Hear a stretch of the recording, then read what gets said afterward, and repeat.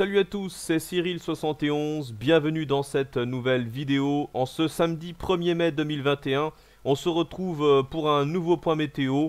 Je vous souhaite un bon 1er mai, d'ailleurs, une bonne fête du muguet. Alors, c'est plus une journée qui ressemble à l'automne qu'au printemps, puisque, encore une fois, comme c'est le cas régulièrement depuis le début de ce printemps, nous sommes en déficit au niveau des températures, avec encore des records de fraîcheur enregistrés ce matin sur les régions du nord-ouest. Pour quelle raison? Tout simplement parce que le ciel est dégagé et que on a une masse d'air particulièrement froide en altitude qui vient directement de Scandinavie. On voit très bien ici cette anomalie qui concerne une grande moitié nord de l'Europe et qui influence donc jusqu'à nos régions du nord. Et pendant ce temps-là, du côté du sud-est, la chaleur est présente, mais vraiment elle est très très loin la chaleur. Clairement, là, elle est loin. Et donc on a une dépression qui se développe entre les deux masses d'air, ce qui est normal, conflit de masse d'air. Et c'est cette dépression qui justement apporte ces intempéries aujourd'hui du côté du sud-est et de la Corse. Alors maintenant, on va voir la suite. On va voir le changement de la synoptique. Puisque jusqu'à maintenant on avait souvent des anticyclones assez puissants depuis le Groenland, l'Atlantique Nord en allant jusqu'à l'Europe occidentale, et les dépressions étaient très très au sud ou très à l'est.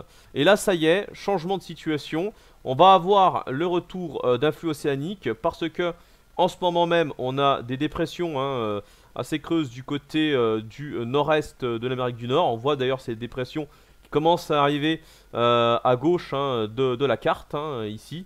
Et pendant ce temps là on a cette anomalie froide toujours du côté de la Scandinavie. Et par rapport aux hautes pressions, aux anticyclones toujours très puissants du côté du Groenland notamment, on va avoir une sorte de fusion entre ces dépressions qui viennent de l'ouest et l'anomalie froide du côté de l'Europe du Nord. Ce qui va donner une véritable situation automnale et rarissime pour un mois de mai en ce qui concerne donc cette première semaine de ce mois de mai 2021. Alors voilà ce que ça va donner avec l'animation. Jusqu'à là on va voir encore pour notre pays une situation qui va être assez sèche dans l'ensemble. La dépression qui occasionne les intempéries aujourd'hui au sud-est se déplacera vers l'Europe centrale. Voilà, et on a donc un nouvel anticyclone qui va se développer pour le début de semaine sur notre pays. Mais regardez ce qui se passe, voilà, on a la première dépression qui se développe très rapidement entre l'Islande et le nord de l'Irlande. Voilà, on voit alimenté, on la voit très bien alimentée par l'anomalie froide et de basse pression qui nous vient du nord de la Scandinavie, on le voit très bien ici. Et donc cette dépression va se creuser par rapport à cette anomalie froide et instable. Dépression qui pourrait se transformer carrément en tempête au niveau des îles britanniques, regardez ici. Entre lundi et mardi, c'est surtout mardi, une fois qu'elle arrivera en plein centre de la mer du Nord, cette dépression pourrait tellement se creuser qu'elle occasionnerait un très fort coup de vent, voire une tempête sur une partie de l'Angleterre, notamment la partie sud de l'Angleterre, les côtes de la Manche, l'extrême nord de notre pays, le Benelux, l'ensemble du Benelux serait touché. Alors, d'après ce que j'ai pu observer au niveau des valeurs de vent prévues, on irait jusqu'au seuil de la tempête, c'est quasiment sûr. On irait jusqu'à 110-120 km/h pour les côtes et jusqu'à 90 voire 100 à l'intérieur des terres, donc de tous les endroits que je viens de vous citer, le sud de l'Angleterre, les côtes de la Manche, l'extrême nord du pays, la Belgique, le Luxembourg, les Pays-Bas. Et même jusqu'au Danemark. Donc là, voilà, Danemark, nord de l'Allemagne, la dépression serait vraiment surveillée, celle-ci, elle occasionnerait vraiment quelque chose de remarquable pour la saison, en sachant en plus que les arbres maintenant ont, enfin pour la plupart en tout cas, ont des feuilles, donc ça risque de causer des dégâts plus importants, voilà, c'est quand même rare de voir une telle dépression en cette période de l'année. Alors ensuite, que va-t-il se passer après le passage de cette dépression qui va d'ailleurs continuer à influencer une grande partie de l'Europe, hein, encore une fois là pour mercredi, on la voit, elle se dirige vers la Scandinavie, mais toujours très très imposante. À l'arrière, on aura une accalmie dans un flux d'ouest-nord-ouest, hein, donc là, on aura de nouveau des températures qui seront bien en dessous des normales de saison. Et puis, on a une nouvelle dépression qui se montre hein, du côté de l'Atlantique Nord.